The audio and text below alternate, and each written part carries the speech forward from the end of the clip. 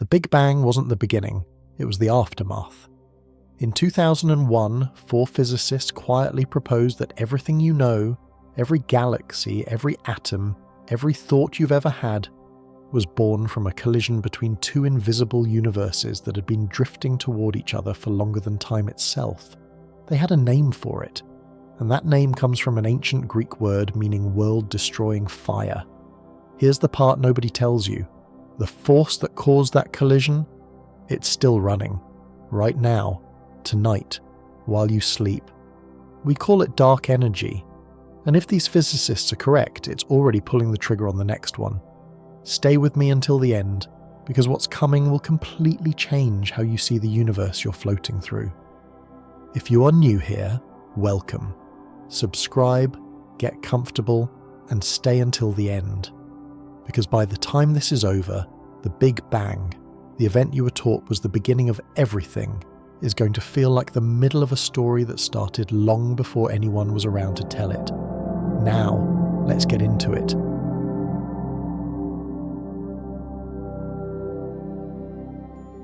Part 1. The Update. No one is talking about. Here is something your physics teacher never told you. The story of how the universe began is currently under quiet, serious revision, and almost nobody outside of professional cosmology is paying attention. Not because the evidence has been hidden, not because there's some kind of conspiracy operating in the back rooms of universities, but because the shift is happening in the slow, grinding language of academic papers and conference debates, far away from the headlines that science journalists tend to follow. And what's being debated at its core is this. The Big Bang may not be the beginning of everything. It may be the aftermath of something that came before it. Something that, if the math holds up, is still happening right now. We will get to that. But first, let's talk about what most people still believe and why that belief is sitting on increasingly shaky ground. The standard story goes something like this.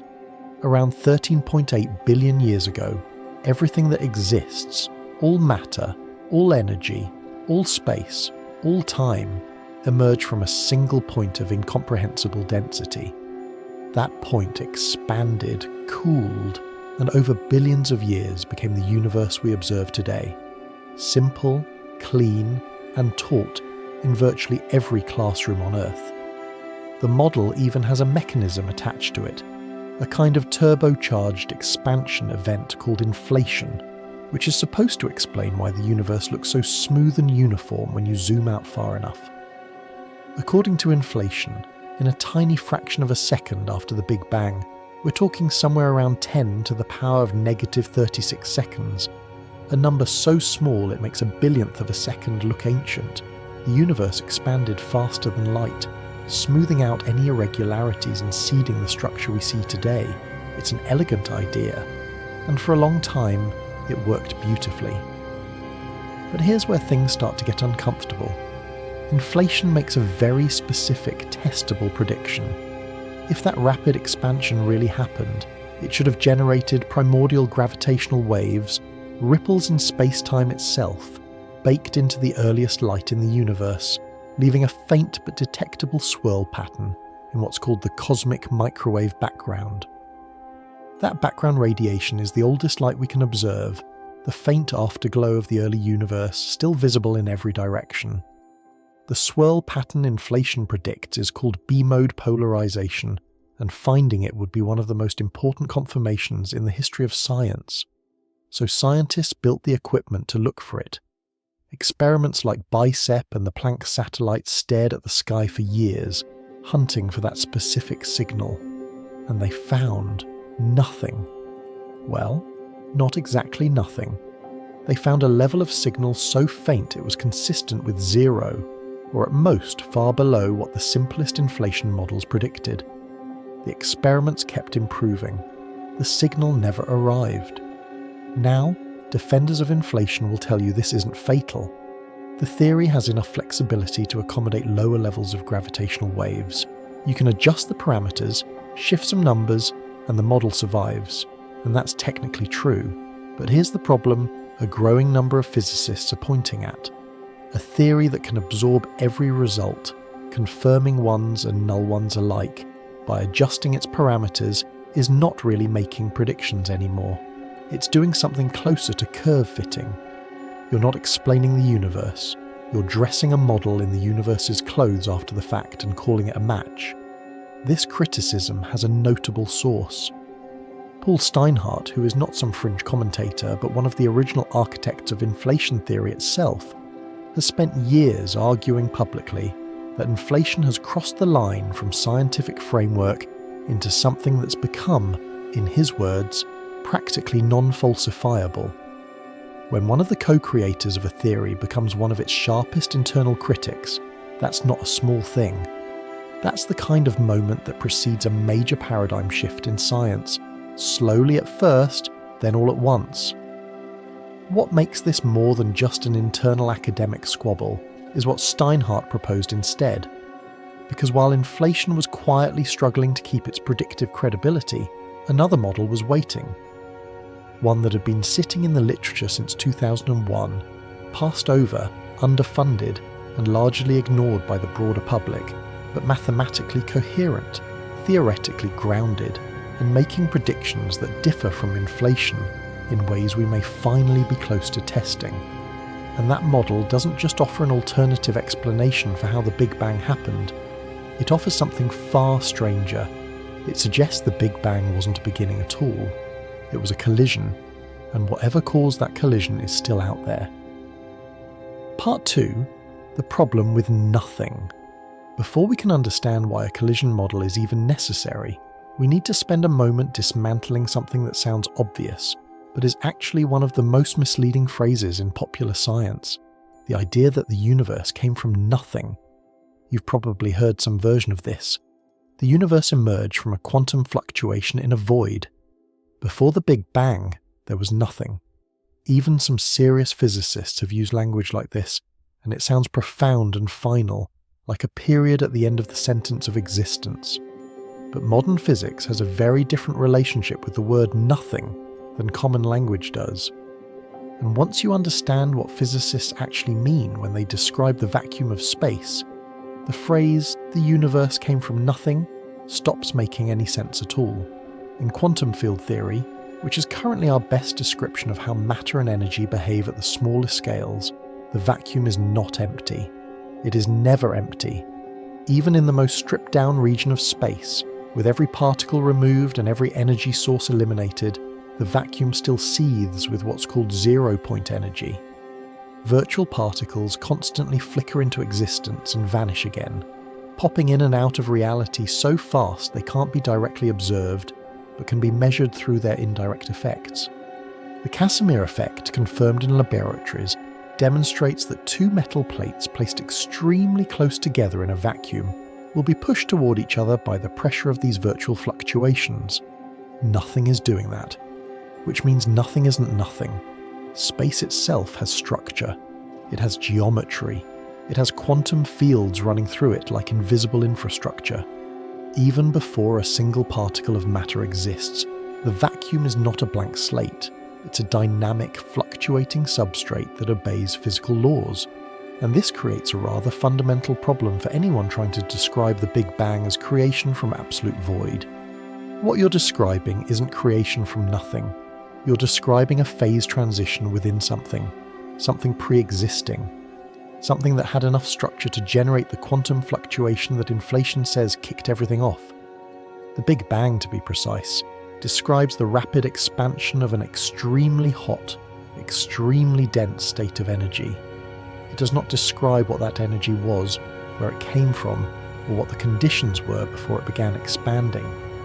The equations of general relativity, when run backwards in time toward the Big Bang, eventually break down completely at what's called the Planck scale, about 10 to the negative 43 seconds after the start.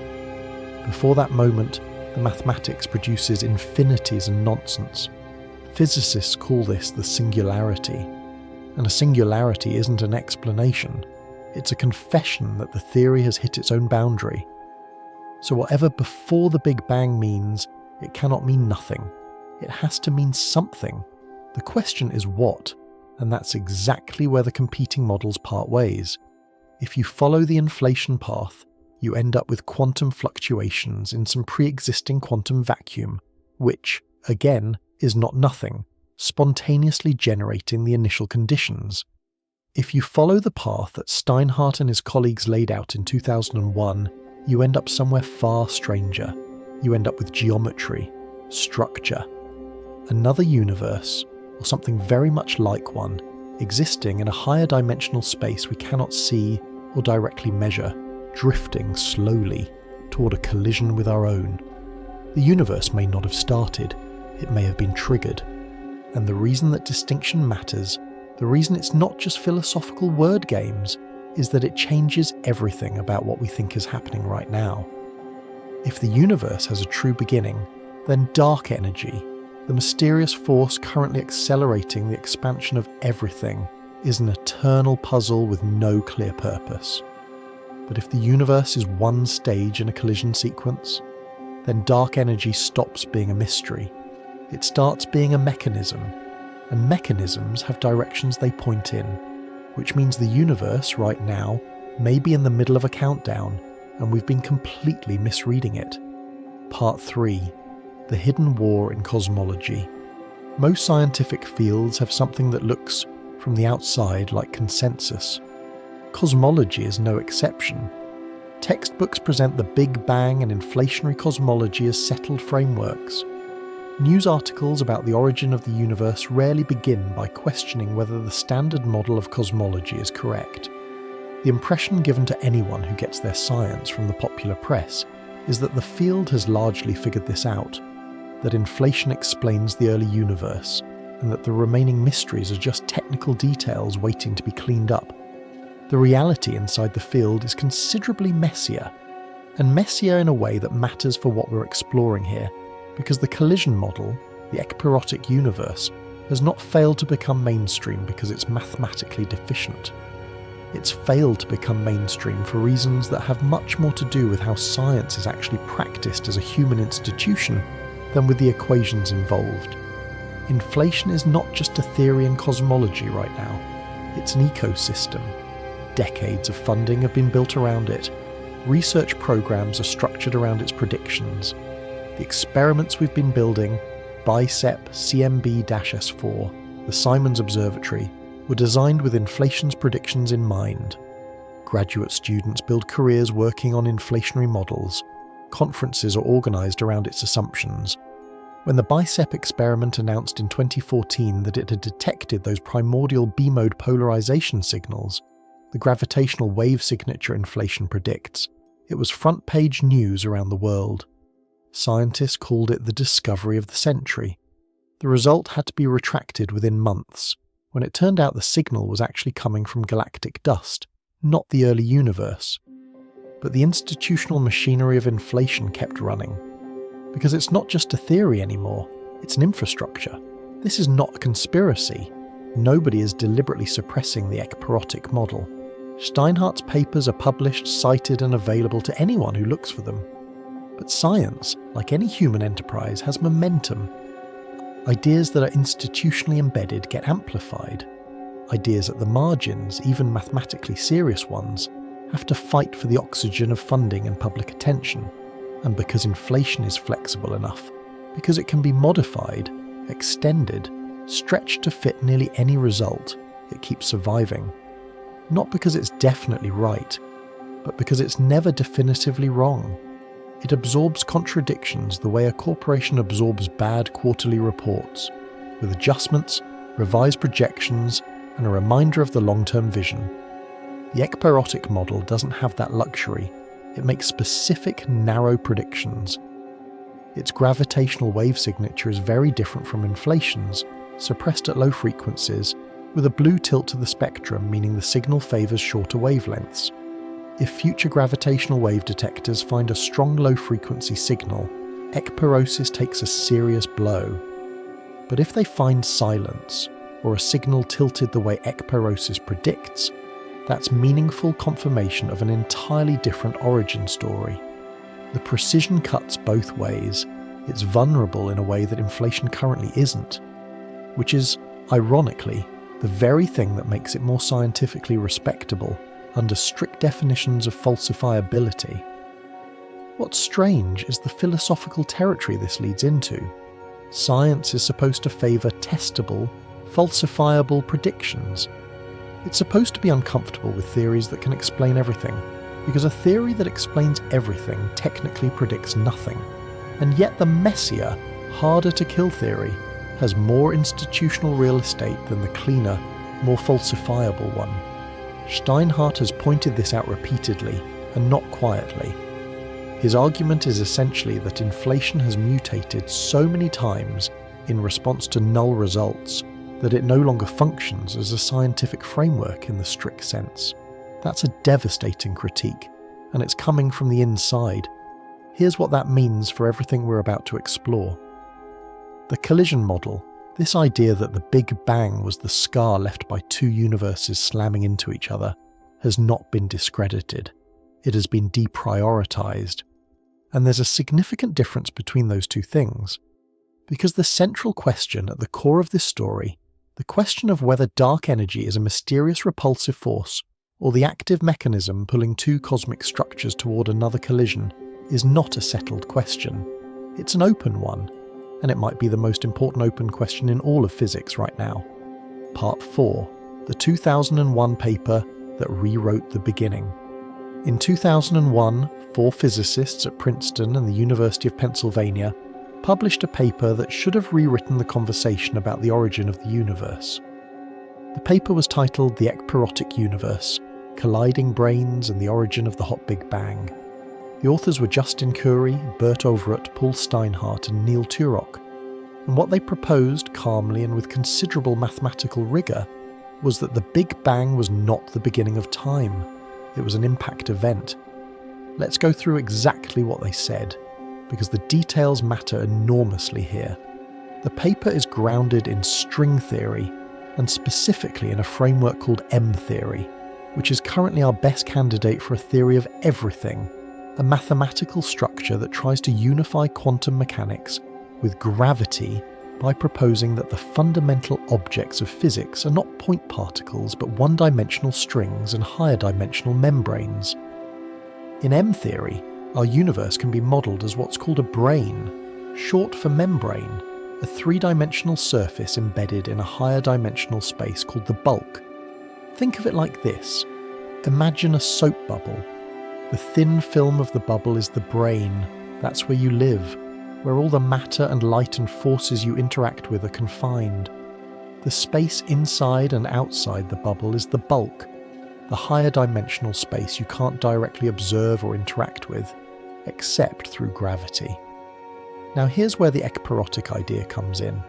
The paper proposed that in this higher dimensional bulk, there is a second brane, another bubble, parallel to ours, separated by an almost incomprehensibly small gap in the fifth dimension. Not small in the sense of nanometers. The separation is calculated to be around 10 to the negative 26 meters, which makes the distance between adjacent atoms look like the width of a galaxy by comparison. This other brane is not populated with matter we can observe. It's not a universe full of stars and galaxies sitting somewhere in space. It exists in a dimension we can't point to, running parallel to our own reality like a second page in a book, sharing the same binding but separated by a thickness we can't directly cross or see. These two branes are not stationary. They attract each other gravitationally across that tiny gap in the fifth dimension. And in the ekpyrotic model, the event we call the Big Bang was the moment they made contact. The collision produced an enormous release of energy. That energy heated both branes to a specific finite temperature, no infinities, no singularity, no moment where the math explodes into nonsense. Just a very hot, very energetic state produced by two cosmic structures meeting each other. The quantum irregularities in the branes before they collided, tiny fluctuations, the universe's version of surface texture, meant that different parts of the branes collided at slightly different moments, with slightly different energies. Those variations are not a problem. They're a feature. They seeded the slight differences in matter density that, over billions of years, gravity pulled into galaxies, clusters, and the large-scale structure we observe today. The universe's structure came not from quantum fluctuations during an inflationary surge, but from the uneven texture of a collision that preceded everything we can see. And critically, this model removes the need for a singularity entirely. The Big Bang, in standard cosmology, is a mathematical breakdown, a point where general relativity ceases to function, and we have no physical description of what's happening. The ekpyrotic model replaces that breakdown with a physically describable event, a collision, a transition.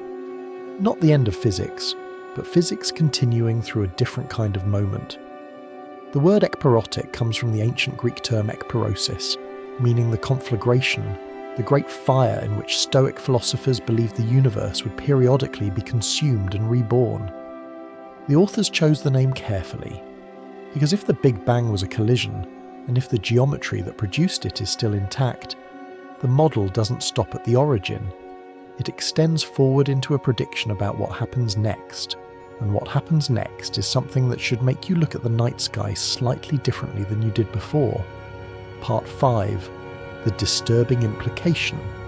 If the Big Bang was a collision between two brains, then several things follow immediately, and none of them are comforting in the conventional sense. The first is the most obvious. Something existed before it. Not just a quantum vacuum, not just formless pre-geometric probability, but structure, geometry, a second brain, a fifth dimension, a higher dimensional space with specific properties. The Big Bang stops being the moment existence switched on and becomes instead a moment of transition within a pre-existing system. This is a profound shift in how we frame reality. We have been taught to think of the universe as the thing that exists, full stop, and the Big Bang as the moment it was created. Ekpyrosis says the universe is one layer in a larger architecture, and the Big Bang was simply what happened when two layers touched. The second implication is about time. If the Big Bang is a collision, then time, or at least the geometry of space-time, did not begin at that moment. Something preceded it. The collision happened in a pre-existing temporal framework. The question, what happened before the Big Bang, stops being philosophically incoherent, the way it is in standard cosmology where time itself is said to begin at the singularity and becomes a physically meaningful question. What happened before the Big Bang in this model was the slow convergence of two brains through the fifth dimension, driven by interbrain forces, building toward an inevitable impact. Before the Big Bang, there was approach. The third implication is the one that takes everything else and makes it genuinely unsettling.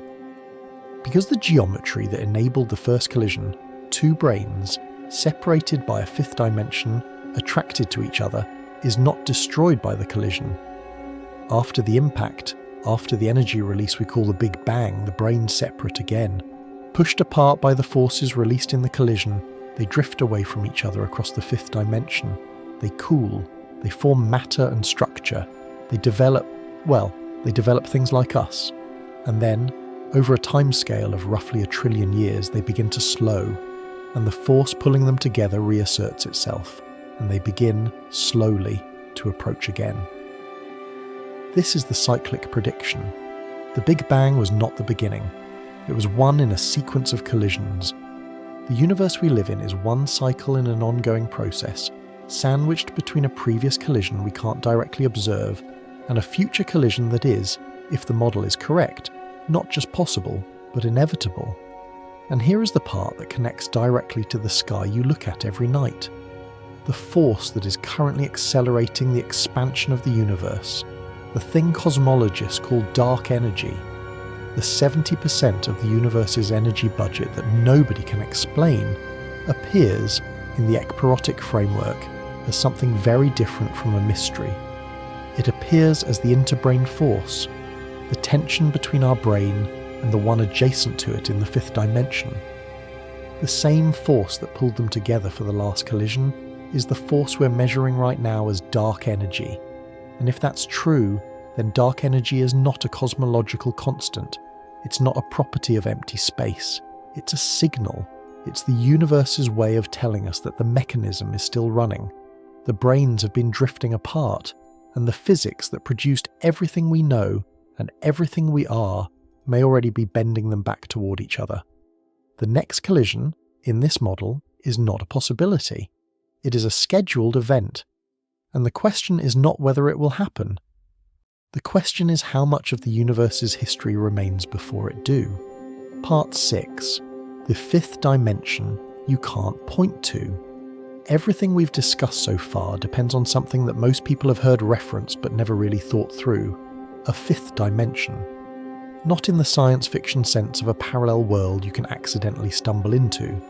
A specific geometrically defined extra dimension that is part of the mathematical architecture of M-theory, and whose existence, while not directly confirmed, produces observable predictions that real experiments are currently testing. Let's get oriented, because the way we think about dimensions usually causes more confusion than it resolves. You already live in 4 dimensions without needing to think about it. 3 spatial dimensions, length, width, height, and 1 temporal dimension, time. You move through all 4 of them constantly. Now, string theory and M-theory propose that there are additional spatial dimensions beyond the 3 you can point to. Most of them are thought to be compactified, curled up so tightly, at scales around 10 to the negative 35 meters, that no current or foreseeable experiment could directly detect them. But in heterotic M-theory, the specific framework the ekpyrotic model is built on, 1 extra dimension behaves differently. It's larger than the compactified ones. Not large in the sense that you could walk through it, but large enough that it has physical consequences we can actually measure if we know where to look. The reason this extra dimension is relevant to the collision model comes down to gravity. Here is something that has puzzled physicists for a long time.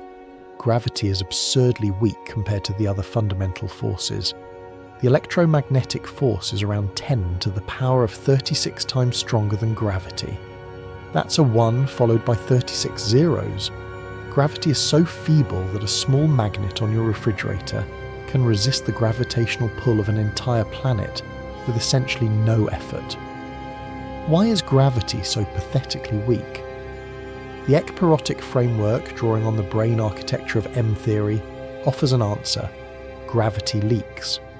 While the other fundamental forces, electromagnetism, the strong nuclear force, the weak nuclear force, are confined to the brain we live on, unable to escape into the bulk space. Gravity is different. Gravity is a property of space-time geometry, and space-time geometry extends through the full higher dimensional bulk. Gravity propagates through all available dimensions, so when you feel the gravitational pull of the Earth, you're feeling what's left of a force that is also spreading into dimensions you can't access. The gravity you experience has been diluted by its own expansion into higher dimensional space. That's why it feels so weak. And if gravity leaks into the bulk, then something on the other brain would also generate gravity that leaks into the bulk from the other direction. You would never see that other brain. You would never detect its light or its matter or its electromagnetic radiation. But you might in principle feel a subtle gravitational influence from it, an interbrain tension pulling across that 5th dimensional gap, a force we can't identify the source of because the source exists in a dimension we can't observe, spreading across a distance we can't measure directly. A force we might, entirely reasonably, name dark energy, and spend decades trying to explain before finally considering the possibility that it's telling us something about a universe we can't see but are currently being pulled toward. That connection between the observed weakness of gravity, the structure of M-theory, and the mechanism of dark energy is the physical skeleton underneath the collision model, and it means the ekpyrotic universe isn't just a philosophical thought experiment about what came before the Big Bang. It's a framework that explains current observations right now using the same architecture that generates the collision prediction. The 5th dimension isn't a metaphor. It may be the most consequential real estate in the universe, and we can barely prove it exists. Part 7. Brains. Not just theory, but structure. Understanding what brains actually are is not optional for understanding the collision model. So let's take a moment to build a clear picture. The word brain comes from membrane, but in physics, a brain is a more general concept than a membrane in the everyday sense. A membrane, as you normally think of it, is a two-dimensional surface. A brain, in string theory, can have any number of spatial dimensions. Our universe, in the ekpyrotic framework, is modelled as a three-brain, a three-dimensional spatial surface embedded in the higher dimensional bulk. Every particle you've ever interacted with, every photon that has ever entered your eye, every atom in your body, all of it lives on the surface of this three-brain, like characters printed on a page who can move freely across the page's surface but cannot step off its edges into the thickness of the book. The framework specifically used in the ekpyrotic model is called heterotic M-theory. In this framework, the full space-time has 11 dimensions. The 4 you're familiar with, 3 space, 1 time, plus 7 compactified dimensions curled up at scales too small to detect, plus 1 extended extra dimension, the 5th spatial dimension that acts as the gap between brains. At the 2 boundaries of this extended dimension, at the edges of the bulk sit 2 brains. One of them is our universe. The other is a hidden partner.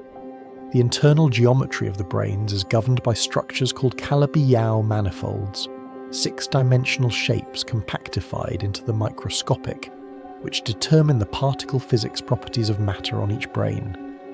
This is where the connection to standard particle physics comes from.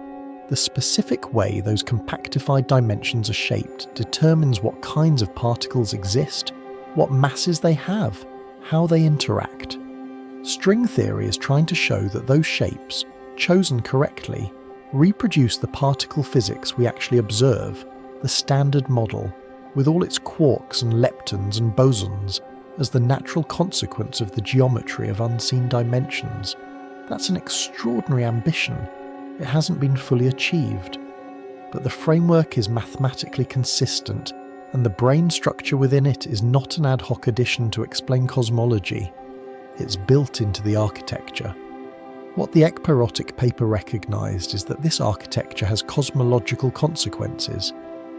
If our universe is a brain, and if there is another brain nearby in the bulk, and if there are interbrain forces operating across that gap, which there are, in heterotic M-theory, then the brains are not static. They can move relative to each other in the extended dimension. They can approach, and they can collide.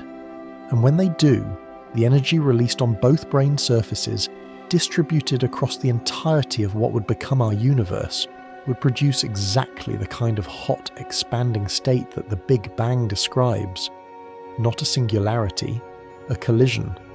Physically meaningful, mathematically tractable, and producing the same observable signatures in the cosmic microwave background as inflation does, but through an entirely different mechanism. The brain model doesn't make the universe feel smaller or less significant. If anything, it makes it part of something larger. Our universe is one surface in a higher dimensional structure that contains at minimum one other universe-like structure, separated from us by a gap we can't cross but may be able to detect. We're not alone in the sense most people imagine when they ask that question about life in the cosmos. We may not be alone in a far more fundamental sense. There may be another reality adjacent to ours right now, separated by a dimension we will never directly observe, waiting. Part 8. The collision itself, not an explosion. The word explosion does a lot of damage to how people think about the Big Bang, and it's worth dismantling it carefully, because the collision model makes much more sense once you understand what the Big Bang actually was, and specifically what it was not. The Big Bang was not an explosion in the way you'd normally imagine. There was no point in pre-existing space where something detonated and sent debris flying outward. Space itself expanded. All of space expanded. Every point in the universe was simultaneously moving away from every other point, not because things were moving through space, but because space itself was stretching. Imagine drawing dots on the surface of a balloon and then inflating it. The dots move apart not because they're travelling across the surface, but because the surface is growing. Now apply that to three-dimensional space, and you have the standard Big Bang picture. The ekpyrotic model reframes this in a way that removes a problem that has always lurked underneath the standard picture. In standard cosmology, the moment before the expansion began, the singularity is a point of infinite density, infinite temperature, and zero volume. The mathematics breaks down completely. General relativity, which describes gravity and the large-scale structure of space-time, produces nonsense at that point. Physicists have known for decades that the singularity is not a physical description of a real event. It's a symptom of a theory being applied outside its domain of validity. The singularity tells you that something is happening that the theory can't handle, not that something physically infinite actually occurred. The collision model's great advantage is that it replaces this mathematical catastrophe with a physically describable event. When the two brains meet, the collision happens across the entire spatial extent of both surfaces simultaneously, or nearly simultaneously, accounting for quantum variations. The energy of interbrain motion converts into thermal energy. The brains heat up. Matter and radiation are produced from the collision's energy, distributed across the full three-dimensional volume of both brain surfaces. Temperature is high but finite. Density is extreme but not infinite. The mathematics does not break down. You can write equations that describe what happens during and after the collision, and they give you results that make physical sense. This is not a minor technical improvement. The removal of the singularity is philosophically enormous. The singularity in standard cosmology is the point at which the universe becomes inexplicable even in principle, the moment where the laws of physics temporarily cease to apply. Removing it means the universe is, at every moment in its history, describable by continuous, consistent physical laws. No magic moment, no exception to naturalism, just physics, operating through a more complete framework than we'd previously understood. The texture of the collision matters too. The two brains are not perfectly smooth. At quantum mechanical scales, there are fluctuations on their surfaces, tiny variations in the brain geometry, ripples in the pre-collision fabric. These variations mean that different regions of the brains collide with slightly different energies at slightly different moments. The collision is not a uniform event. It's slightly uneven, like two rough surfaces meeting, and those slight unevennesses in collision energy translate directly into slight variations in matter, density in the post-collision universe. Those variations, which in the standard model require inflation to generate, are produced naturally in ekpyrosis by the texture of the collision itself. Given enough time, gravity takes those density variations and amplifies them. Dense regions pull in more matter, become denser, eventually collapse into galaxies. Sparse regions empty out, becoming the cosmic voids between galaxy clusters. The large-scale structure of the universe, the web of filaments and clusters and emptiness that we map with increasingly powerful telescopes, may have been written into the universe at the moment of impact, encoded in the surface irregularities of two colliding brains. The universe you live in other words, did not emerge from an explosion. It may have emerged from a scar. The structures of the cosmos, the galaxies, the clusters, the filaments are not random. They may be the fossilized record of the texture of two realities colliding. And the entire architecture of the visible universe may be, in the most literal sense, the aftermath of the impact. Part 9. The Bruise Hypothesis. There is an anomaly in the cosmic microwave background that has bothered cosmologists since the Wilkinson microwave anisotropy probe first mapped it in serious detail in the early 2000s. It goes by the somewhat prosaic name of the CMB cold spot, a region of the sky in the direction of the constellation Eridanus, where the temperature of the microwave background is measurably lower than the surrounding areas. Not by much. We're talking about a temperature deviation of around 70 microkelvin. But in a map where the entire observable universe's early conditions are encoded in temperature variations of only a couple hundred microkelvin total, a 70 microkelvin cold spot spanning several degrees of sky is not nothing. It is statistically anomalous in ways that standard inflation models struggle to fully account for. The standard explanations include the possibility that it's a supervoid, an enormous region of relatively empty space, billions of light years across, whose gravitational influence subtracted energy from photons passing through it. That explanation is plausible, but remains contested. But there is a more speculative interpretation that connects directly to what we've been discussing. The cold spot could be an imprint left by the collision itself, an echo of the uneven energy distribution at the moment of impact, or possibly evidence of an interaction with the adjacent brain, preserved in the oldest light in the universe. This has not been confirmed. It may never be confirmed. The cold spot sits in that uncomfortable region of cosmology, where the data is real and the anomaly is genuine, but the theoretical framework to definitively explain it doesn't yet exist.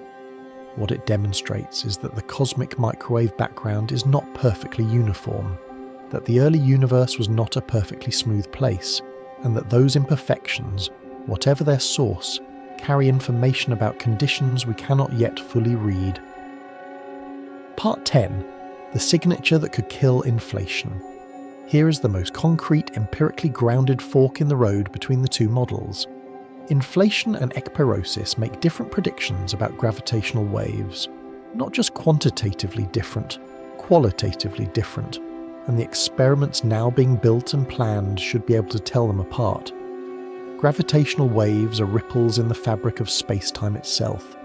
The ones generated by the early universe, primordial gravitational waves, would have been produced at extreme energy scales, and their imprint should still be visible in the cosmic microwave background as a specific polarization pattern in the ancient light. Inflation predicts a spectrum of these primordial gravitational waves that is roughly flat across frequencies, with a slight tilt toward lower frequencies, meaning longer wavelengths carry relatively more power. The signal should be detectable at the energy scales inflation typically operates at. This is the B-mode polarization signal that Bicep and Planck have been hunting. No confirmed detection yet. The ekpyrotic model predicts something strikingly different. Because the energy scale of the brain collision is much lower than the extreme energies of inflation, the gravitational wave spectrum produced is strongly suppressed at low frequencies. Moreover, it's blue-tilted, meaning if there's any gravitational wave signal at all, it favours shorter wavelengths, higher frequencies. This is the opposite of what inflation predicts in the CMB frequency range. It means that in the frequency bands where inflation signals should be loudest, ekpyrosis is essentially silent. For a long time, this silence was frustrating for ekpyrosis supporters because you can't confirm a model by failing to detect a signal. But the experimental landscape is changing. Future experiments are being designed to search across a much wider range of frequencies and sensitivities. The Laser Interferometer Space Antenna, known as LISA, is a space-based gravitational wave detector designed to probe frequency ranges inaccessible from the ground. The CMBS-4 experiment and the Lightbird satellite will measure the cosmic microwave background polarization with enough precision to push the inflation signal down to levels where non-detection becomes genuinely constraining. The Simons Observatory is expanding the sensitivity of ground-based measurements. Each of these experiments is tightening the noose around the parameter space that inflation needs to survive. If, after all of these experiments reach their design sensitivity, the gravitational wave spectrum shows a blue tilt or shows nothing detectable at the frequencies inflation predicts, the scientific community will face a genuine reckoning. Because the absence of inflation's gravitational wave signature, confirmed across multiple experiments at multiple frequency ranges, is not just an absence, it's a statement. It's the universe saying something very specific about how it began, and ekpyrosis is ready with an answer for exactly that scenario. The silence of gravitational waves at inflation's frequencies is not a null result in the ekpyrotic framework. It is a confirmation. The universe may be speaking through what it doesn't say, and right now, we're just beginning to learn how to listen. Part 11. The Cyclic Upgrade. The ekpyrotic model didn't stop at explaining the Big Bang. What Steinhardt and Turok developed after the 2001 paper was something more ambitious, a full cyclic cosmology, a framework where the universe doesn't have a beginning and an end but instead moves through repeating epochs, each one initiated by a brain collision, and each one setting up the conditions for the next. The cyclic model is not simply ekpyrosis extended. It's a significant upgrade that solves problems the original model left open and produces a picture of the cosmos that is, once you sit with it long enough, genuinely staggering. Here is the basic structure of a cycle. After a brain collision, after the event we call the Big Bang, the brains separate. Energy is released, matter and radiation are created, and the post-collision universe expands. Over hundreds of millions of years, the universe cools and structures form, stars ignite, galaxies coalesce, planets develop. Eventually, the universe reaches a phase where structure formation is complete and expansion begins to dominate, driven by the dark energy of the interbrain interaction. Galaxies accelerate away from each other. The universe becomes increasingly smooth, dilute, and empty. The temperature approaches absolute zero. Any individual observer within the universe would see a cosmos growing ever more featureless and cold. But this is not the end. It is the preparation. As the universe expands and smooths, the conditions on the brain surface reset toward flatness. The irregularities of the previous cycle are washed out by the sheer volume of expansion. And crucially, the entropy generated during the previous cycle, the thermodynamic debt accumulated by all the stars that burned and all the black holes that formed, is diluted to near zero density by the same expansion. This is the solution to the problem that defeated earlier cyclic models. Older proposals for oscillating universes, going back to the 1930s and 40s, failed because entropy builds up with each cycle. If the universe contracts and re-expands, it carries the thermal disorder of the previous cycle with it, meaning each successive cycle would begin hotter and more disordered than the last. The cycles would become shorter and shorter until the whole system burned itself out.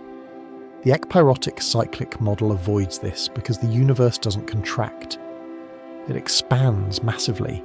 An expansion dilutes entropy the way an ocean dilutes a drop of ink. What was a significant concentration becomes unmeasurably small. After 1 trillion or so years of expansion, the brains have stretched to near perfect flatness. The entropy of the previous cycle has been diluted to near zero, and the interbrain potential begins to pull them back together. The approach phase begins again.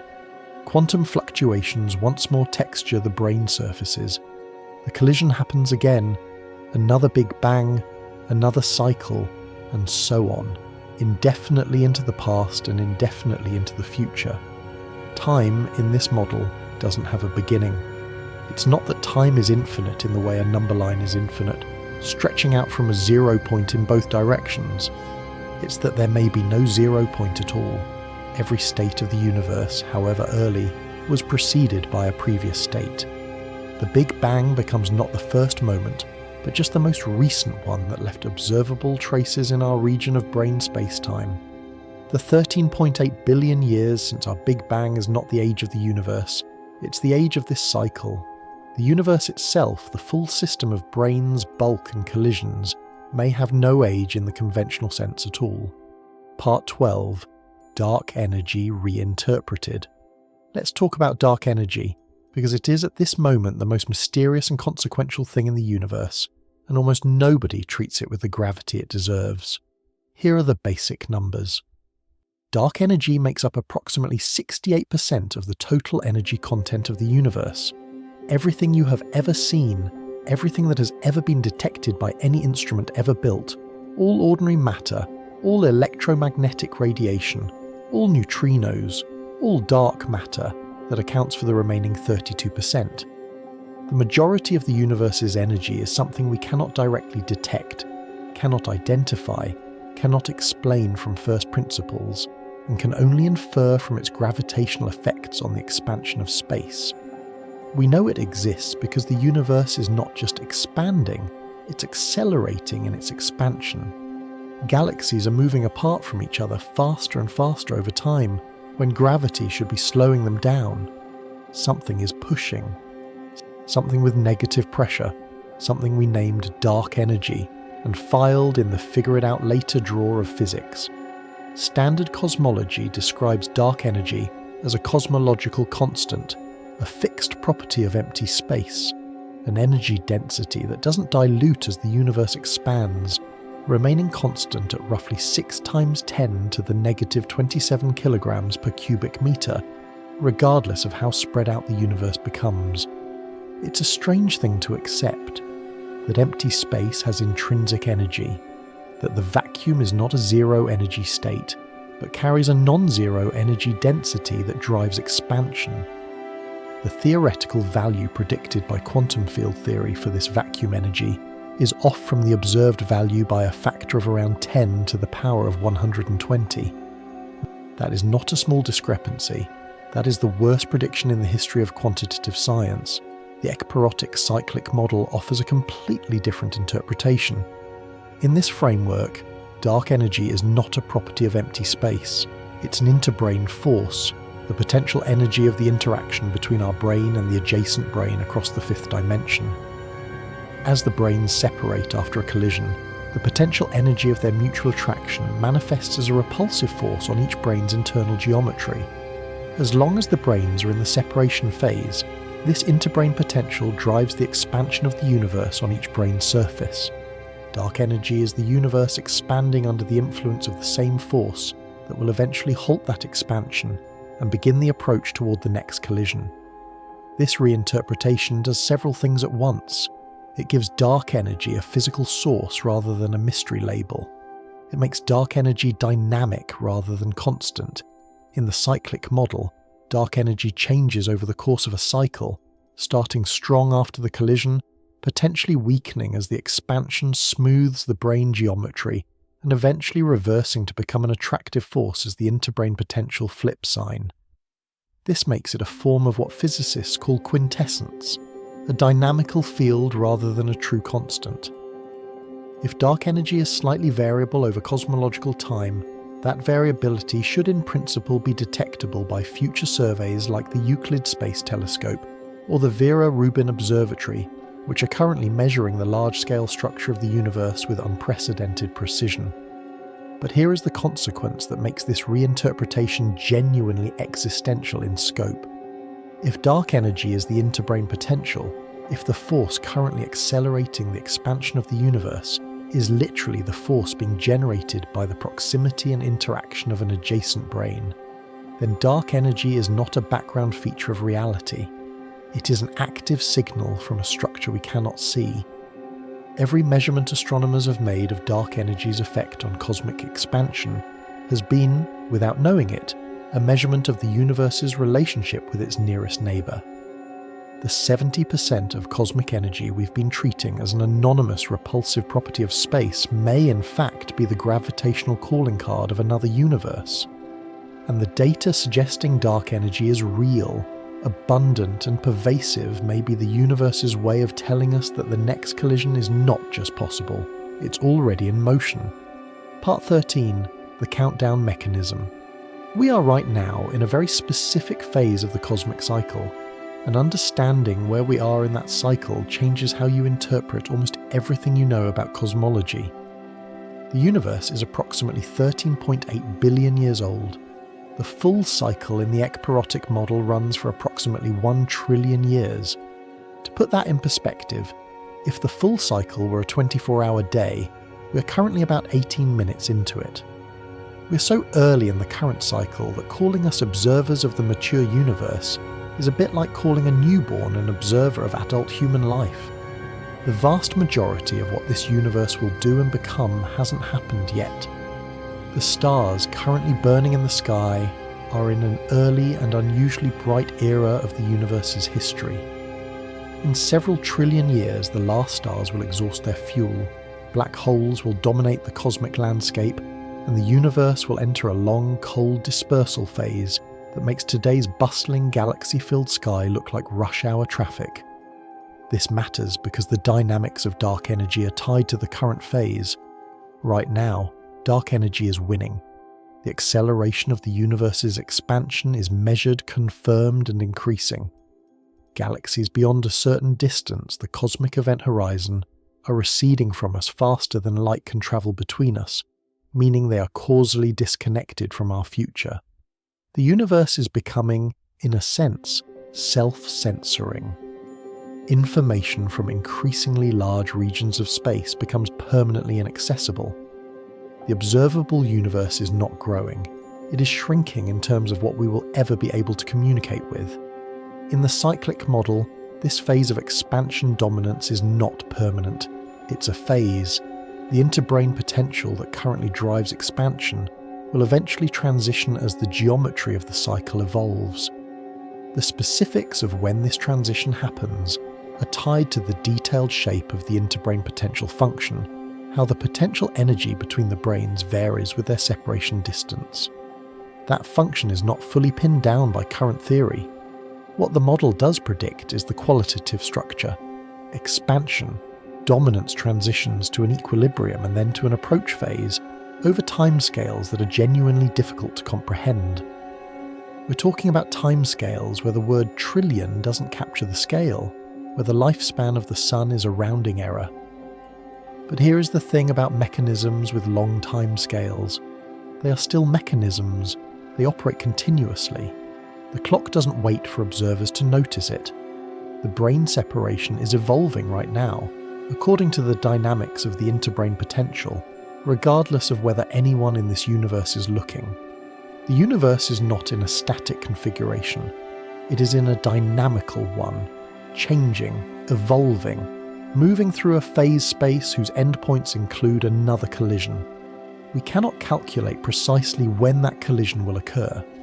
The timescales are too vast and the model parameters too imprecisely known. But the direction of travel in the ekpyrotic framework is not uncertain. The next Big Bang is not a hypothesis. In this model, it's a consequence. Part 14, the timeline nobody thinks about. Let's take a moment to sit with the scale of what we're actually discussing, because numbers without context are just noise. 1 trillion years. That is the approximate duration of a full cycle in the ekpyrotic model. Our current universe is 13.8 billion years old. 1 trillion years is roughly 72 times longer than the current age of the universe.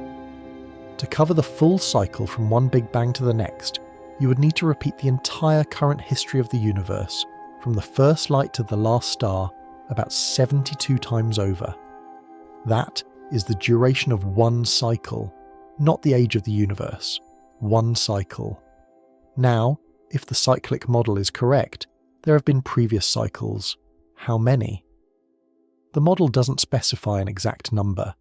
In principle, cycles could extend infinitely into the past with no first collision. Some versions of the model include a first collision that initiated the sequence, and others allow for an eternal regression. But even the conservative interpretations say only a handful of previous cycles means the system of brains and bulk has been operating for potentially hundreds of billions of years before what we call the Big Bang. Our Big Bang would then be not the first act of a creation story, but one event in a sequence that was already ancient by the time it produced us. What this does to the concept of cosmic age is philosophically significant. When we say the universe is 13.8 billion years old, we mean our cycle is that old. But the underlying system, the bulk, the brains, the interbrain forces, has no clear age in that sense. It may be indefinitely old. The number 13.8 billion, which feels enormous when compared to human history, becomes almost arbitrarily small when placed against the context of a cyclic system operating on trillion-year timescales for potentially unlimited iterations. We're not living in an ancient universe. We're living in a universe that is almost comically young within its own context, and we've been treating it as if it were the entire story, when it may be barely a sentence in a document with no first page and no last. The central thread here comes back sharply. We're not witnessing the beginning of everything. We're witnessing one iteration of a process that may have no beginning and no end. The Big Bang that created us was not special in the sense of being unique. It may have been the most recent of many, and will be followed by more long after any trace of anything we've built or known has been diluted by expansion into the uncaring geometry of an empty brain waiting for its next collision. Part 15. The stability problem that was solved. One of the most important things you can say about a physical model is not that it's bold or imaginative, it's that it survives the objections. Anyone can propose something dramatic. Physicists do it constantly, usually over coffee, occasionally in papers that get politely ignored for decades. What separates a serious scientific framework from a compelling story is whether the mathematics holds up when someone smart tries to break it. And cyclic cosmologies have a well-known, historically devastating objection that has been breaking them since the 1930s. That objection is entropy. And before we talk about why the ekpyrotic model may have genuinely solved it, we need to understand why every previous attempt at a cyclic universe quietly collapsed under its weight.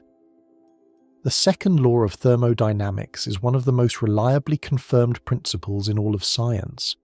Not just confirmed in the sense that experiments support it, confirmed in the sense that no experiment in the entire history of careful observation has ever caught it failing. Not once, not even slightly. The law states that in a closed system, entropy always increases over time. Entropy is a measure of disorder, or more precisely, a measure of the number of possible arrangements a system's components could be in, while still producing the same overall state. A glass of hot coffee cooling down in a cold room is increasing in entropy. The heat is spreading from a concentrated, organised state into a more distributed, disorganised one. You will never walk into a room and find a cold cup of coffee spontaneously heating itself back up. Not because it's impossible in some abstract theoretical sense, but because the number of ways the heat can spread outward is so astronomically larger than the number of ways it can concentrate itself back in that spontaneous reversal is, for all practical purposes, a statistical impossibility. Heat flows from hot to cold. Order gives way to disorder. Stars burn, scatter their material across space and do not reassemble. Black holes consume matter and do not give it back in any usable form.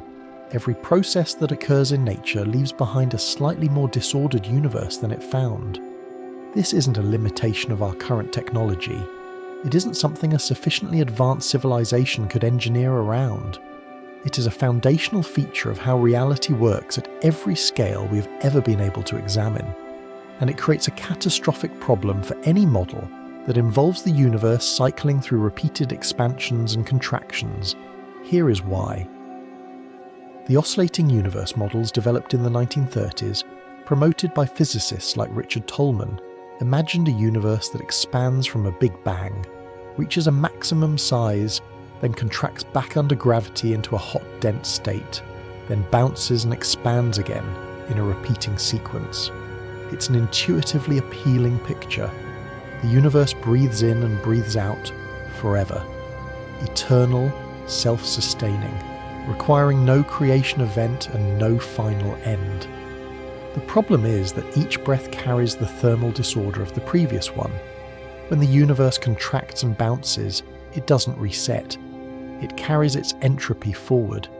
Every star that burned during the previous cycle contributed thermal energy to the total. Every black hole that formed added to the count. The entropy of cycle 2 begins higher than the entropy of cycle 1.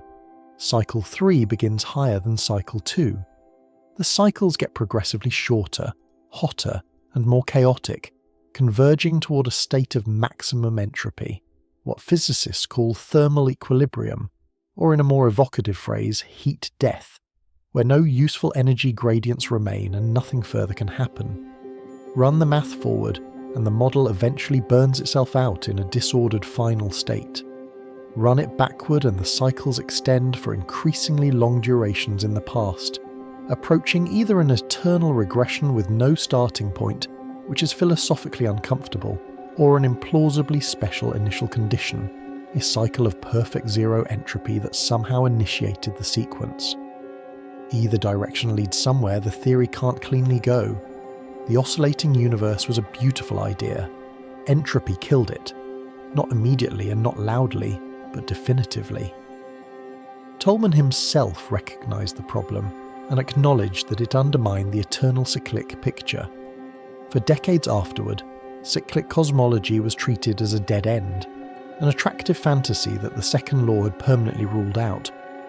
This is the weight the ekpyrotic cyclic model had to lift when Steinhardt and Turok extended the original collision framework into a full repeating cycle. They knew the entropy objection. They had no interest in reviving a framework that had already been broken by thermodynamics. What they built instead was something architecturally different from every previous cyclic model, different in a way that isn't immediately obvious, but turns out to be the key to everything. The ekpyrotic cyclic universe does not contract. This is the crucial distinction. After a brain collision, after the event we call the Big Bang, the universe expands. It keeps expanding. For roughly 1 trillion years it expands and dilutes and cools, driven by dark energy throughout the middle and late phases of the cycle.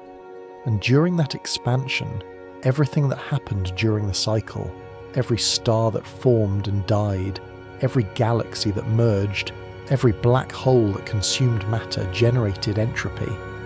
That entropy is real. It doesn't disappear. The total entropy of the universe at the end of the cycle is vastly higher than it was at the beginning. The second law is completely respected. Nothing about the ekpyrotic model asks you to violate it, but here is the distinction that changes everything. The relevant quantity for setting the initial conditions of a new cycle is not the total entropy of the universe. It is the entropy density, entropy per unit volume. And when the universe expands by factors of trillions over a trillion-year cycle, the entropy density is diluted by the same expansion. Imagine taking a single drop of ink and releasing it into the Pacific Ocean. The ink doesn't disappear. Its total quantity is unchanged, but its concentration per unit volume becomes unmeasurably small. Now imagine doing that not once, but across 1 trillion years of cosmic expansion, with a volume growing by factors that make the Pacific Ocean look like a thimble.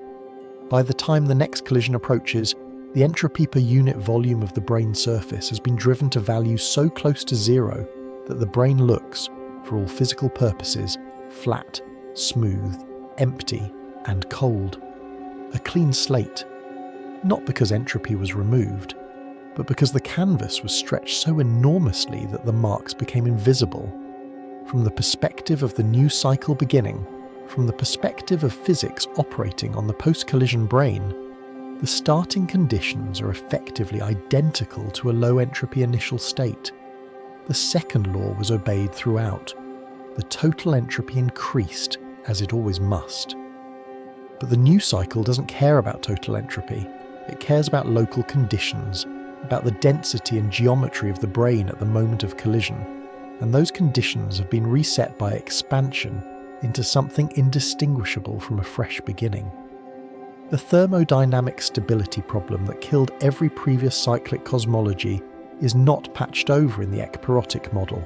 It is genuinely solved through a mechanism that uses the very expansion the model predicts as its own reset function. The universe doesn't bounce like a rubber ball, losing a little energy with each impact, degrading towards silence. It expands like a canvas being stretched, smoothing out every mark the previous cycle left, until the surface is ready to receive the next collision's impression. The cosmos becomes, in this description, something closer to a self-refreshing system than a machine running down. Not perpetual motion violates thermodynamics, and this doesn't. But a dynamical system with self-correcting geometry, one whose reset mechanism is built into its own expansion, whose cycles are stabilized not by violating any law of physics, but by obeying one of them at a scale large enough to wash away the disorder of everything that came before. The universe behaves, in other words, not like a system approaching exhaustion, but like one that has found a way to use time itself as a cleaning mechanism. Every 1 trillion years, the expansion does what no Maxwell's demon ever could, not by sorting entropy, not by reducing it, but by diluting it into irrelevance. The cosmos may not just repeat, it may be structured in such a way that repetition is its most natural long-term behaviour, a self-sustaining cycle of collision, expansion, smoothing, and approach, with no natural termination point, no final state, and no moment when the mechanism runs out of room to run. Which means the question is no longer whether the universe can cycle indefinitely. It's whether we are early enough in our current cycle to still find evidence of the one that preceded it. Part 16. Why you've barely heard of this. If you're watching this and thinking to yourself, why haven't I heard about the ekpyrotic model before? Why isn't this the default alternative to inflation that gets discussed in every documentary about the Big Bang, in every science magazine, in every late-night conversation about the origin of the universe? That is exactly the right question to be asking.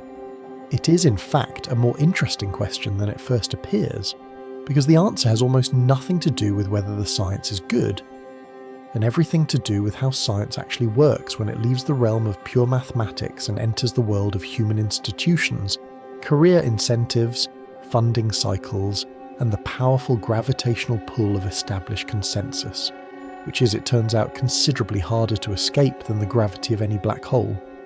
Let's start with the basics of how a scientific framework becomes dominant, because it doesn't happen purely on merit, and understanding that is not a cynical observation. It's just an accurate one. Ideas in science don't compete in a vacuum. They compete in a landscape that already has terrain. There are journals with editorial boards, funding agencies with review panels, universities with hiring committees, and conferences with organising committees. All of these structures are staffed by people, brilliant, dedicated, well-intentioned people, whose careers were built within existing frameworks. And existing frameworks, almost by definition, have a head start on any challenger. Inflation has been the dominant framework in theoretical cosmology for approximately 40 years. It was proposed in its early form by Alan Guth in 1980, a genuinely elegant solution to several problems that were bothering cosmologists at the time, including why the universe looks so uniform in every direction and why its geometry appears so flat. Guth's original paper was refined and extended by Andre Linde, who developed what's called chaotic inflation, and by Steinhardt himself, along with Andreas Albrecht, who contributed what became known as new inflation. Through the 1980s and 90s, inflation was developed, tested against observations, modified when necessary, and progressively woven into the standard cosmological model. By the time the first precise maps of the cosmic microwave background were being made, inflation had been in place as the received wisdom for 2 decades. It wasn't just a theory anymore, it was the air that theoretical cosmology breathed. So when Steinhardt and his colleagues published the ekpyrotic paper in 2001, they weren't dropping a new idea into an open field. They were throwing a rock into a very settled pond. Inflation had already built an enormous institutional footprint. Research programs had been designed around its predictions. Observational campaigns, including the experiments hunting for primordial gravitational waves, had been proposed and funded specifically to test inflationary signatures. Graduate students across dozens of universities had written dissertations on inflationary perturbation theory, on the specific statistical properties of the density fluctuations inflation generates, on the detailed relationship between inflationary models and CMB observations. Entire careers had been constructed on the foundation of inflation's correctness. The academic machinery of cosmology had been calibrated with extraordinary precision to inflation's exact wavelength. This creates a situation that is not unique to cosmology. It appears in medicine, in economics, in climate science, in any field where ideas become load-bearing structures for institutional life. When a framework becomes sufficiently embedded, challenging it requires more than good mathematics and more than compelling evidence. It requires dislodging an entire ecosystem, careers, funding structures, curricula, peer networks, communal assumptions about what the important questions even are. A graduate student considering whether to work on ekpyrotic cosmology is not just making a scientific choice, they are making a career choice. And the career choice involves entering a subfield with limited funding, limited senior mentorship, limited conference visibility, and the constant need to justify your work against a dominant alternative that has 40 years of institutional momentum behind it. That is not an attractive proposition for someone trying to get tenure. Funding agencies are not immune to this either. Grant review panels in theoretical cosmology are populated by researchers whose work is embedded in the inflationary framework. Not because anyone is conspiring to suppress alternatives, that framing is both wrong and unhelpful, but because inflation produced the most researchers, and those researchers sit on the panels. When a proposal arrives to study ekpyrotic brain dynamics, it is evaluated by people whose instinct, shaped by decades of work, is to ask how this relates to the inflation results they know well. Alternative models face a higher burden of explanation simply because the evaluators are more fluent in the language of the dominant framework. It's not bias in any deliberate sense, it's just the way expertise distributes itself around established paradigms. Conference organisers face the same structural pressure. A conference programme built around inflationary cosmology has obvious coherence. Sessions flow naturally from one to the next. Speakers are easily identified. There are hundreds of active researchers working on inflationary models at any given time. Building a comparable programme around ekpyrotic cosmology requires drawing from a much smaller pool. The sessions would feel sparse. The contrast in visible activity makes the alternative look less developed, even if the underlying mathematics is just as rigorous. Appearances matter in science, more than scientists generally like to admit, because appearances shape the perception of which research directions are productive, which attract students, and which attract funding. The cycle is self-reinforcing in a way that has nothing to do with truth. And then there is the communication problem. Inflation, for all its mathematical complexity, has a public-facing story that fits on a bumper sticker. The universe expanded incredibly fast right after the Big Bang, and that's why it looks the way it does today. It's not complete. It glosses over enormous subtleties, but it's graspable. It gives science journalists something to work with. The ekpyrotic story, by contrast, requires the audience to first accept that the universe is a three-dimensional membrane embedded in a higher dimensional space, that there is another membrane nearby in a dimension we can't observe, that these membranes attract each other gravitationally across that hidden dimension, and that their collision produced the Big Bang. By the time you've explained all of that, you have used up the attention span of most popular science articles 3 times over. Complexity is not just an academic barrier, it is a communications barrier, and in a media environment where the simplest explanation wins the most coverage, the ekpyrotic model is structurally disadvantaged from the first sentence. What makes all of this more pointed is Steinhardt's position within the landscape. He's not an outsider. He's not a maverick theorist operating from some institution nobody has heard of, publishing in fringe journals and complaining that the establishment won't listen. He is one of the people who built the establishment. His contributions to inflationary theory are not minor. The new inflation model he co-developed in the early 1980s was a fundamental improvement on Guth's original proposal. Steinhardt knows inflation from the inside. He knows which observational results prompted which modifications. He knows which parameters were adjusted after which null results. He knows where the seams are, and his conclusion, developed over years of careful engagement with the theory he helped create, is that inflation has accumulated so much flexibility in response to anomalous results that it has effectively lost the ability to make falsifiable predictions. That a theory which can be modified to accommodate any observation is no longer functioning as a scientific framework in any strict sense. It has become a language for describing results after the fact rather than a system for predicting them before. When someone of Steinhardt's stature makes that argument, in published papers and public lectures and direct written critiques, the scientific community is obligated to take it seriously. And within the technical literature, many researchers do. The debate about inflation's falsifiability is real, active, and unresolved. But in the popular science coverage that shapes what most people understand about cosmology, this debate is nearly invisible. the standard Big Bang plus inflation story is presented as settled. Alternatives are footnotes at best. The gap between what is actually being argued inside theoretical cosmology and what reaches a general audience is, in this case, considerable. And that gap has consequences, not just for public understanding, but for the allocation of scientific resources, for which questions get asked and for which answers get pursued.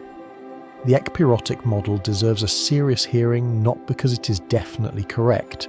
It may not be. The experiments currently running and being planned may ultimately return results that favour inflation and undermine ekpyrosis. That is a completely legitimate scientific outcome.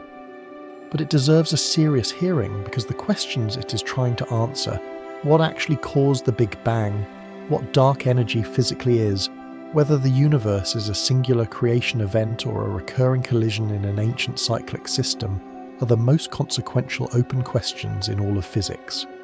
And when serious, mathematically rigorous alternatives to the dominant model exist, and those alternatives make testable predictions, and those alternatives are being advanced by researchers of the highest credibility, ruling them out by institutional inertia rather than by evidence is not how science is supposed to function. It is how paradigms become dogmas.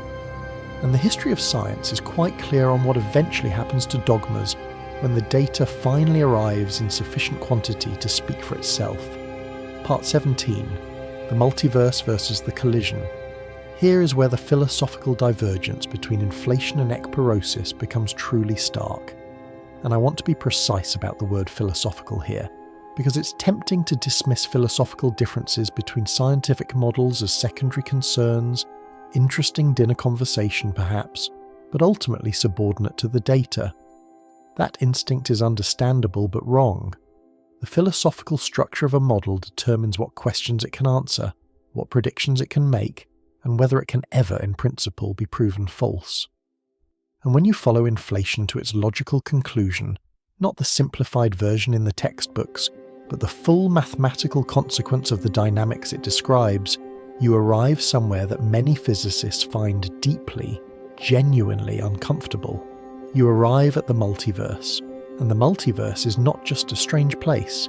It is, arguably, the place where physics goes to stop being physics.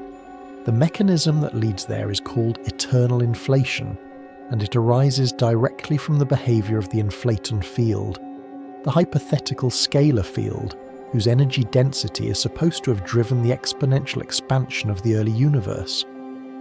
In the simplest inflationary models, the inflaton field starts at a high energy value and rolls down toward a lower energy state, like a ball rolling down a hill. When it reaches the bottom, inflation ends. The field's energy converts into matter and radiation, and you get a hot Big Bang. Clean, simple, local. The universe inflates, reheats, and proceeds. The problem arises when you apply quantum mechanics to that rolling field, which you must, because quantum mechanics applies to everything. Quantum fluctuations constantly jostle the field's value up and down around its classical trajectory. In most regions, the classical rolling wins, the field descends, inflation ends, a Big Bang occurs. But in some regions, by pure quantum chance, the fluctuation pushes the field back up the hill faster than the classical rolling brings it down. In those regions, inflation doesn't end, it continues. And because inflating regions expand exponentially fast, the volume of still inflating space grows faster than the volume of regions where inflation has ended and Big Bangs have occurred. Inflation never stops globally. It just keeps producing new termination events, new Big Bangs, in an ever-expanding sea of still inflating space, like bubbles forming in a foam that never stops growing. Each of those termination events is a separate pocket universe, a region where inflation ended with its own specific reheating conditions, its own distribution of matter and energy, and, here is the critical part, potentially its own physical constants. Because the specific value at which the inflaton field settles when inflation ends in a given region determines the physical parameters of the universe that forms there. Different quantum fluctuation histories lead to different settling values. Different settling values lead to different masses for fundamental particles, different strengths for the fundamental forces, different values for the cosmological constant. In an eternally inflating multiverse, every possible combination of physical constants is realized somewhere, in some pocket universe, because the process never stops, and the quantum fluctuations explore every possibility given infinite time and infinite volume. The result is a multiverse, an infinite, ever-growing collection of universes, each causally disconnected from the others, each with its own physics, most of them hostile to any form of complex structure, a small fraction of them, by pure statistical necessity, hospitable to atoms, chemistry, stars, planets, and observers. We find ourselves in one of the hospitable ones, not because the universe was designed for us, or because our constants were somehow selected, simply because observers can only exist in universes where the constants permit observers to exist. This reasoning has a name, the anthropic principle, and it is either a profound insight or a sophisticated way of avoiding an explanation, depending on who you ask. The multiverse solves certain problems with an almost brutal efficiency. The fine-tuning problem, the observation that the constants of physics appear adjusted to extraordinary precision to permit the existence of complex structure, dissolves immediately in an infinite multiverse. Of course, our constants appear fine-tuned. We are selection effects. We exist here precisely because the constants here permitted us to exist. No designer required, no explanation needed beyond the sheer statistical inevitability that in an infinite collection of universes, every possible configuration occurs, and we happen to be in one of the livable ones. It's a complete answer to the fine-tuning question. Unfortunately, it's also an answer that makes the fine-tuning question permanently unanswerable in any deeper sense, which is not quite the same thing as solving it. Because here is what the multiverse does to physics as a predictive enterprise. If every possible value of every physical constant is realized in some universe, then whatever our universe turns out to measure, the theory accommodates it. Want to know why the electron has the mass it does? In a multiverse, that mass is just the value it happened to take in our pocket universe, selected by the anthropic filter from an infinite distribution. There is no deeper explanation available. There is no calculation you can perform that predicts that specific value from first principles, because first principles, in a multiverse, produce all values. The same applies to the cosmological constant, which is the quantity that quantifies dark energy. The specific value we observe, small but non-zero, driving the current acceleration of the universe, is, in the multiverse picture, just one of infinitely many values realized across infinitely many universes. We observe this value because universes with much larger values are too violently expanding to form galaxies and observers. That's the entire explanation. Anthropic selection from an infinite ensemble. This is the most extreme form of the falsifiability problem that Steinhardt has been raising about inflation. A theory that can accommodate any value of any constant by invoking an infinite multiverse is not making predictions.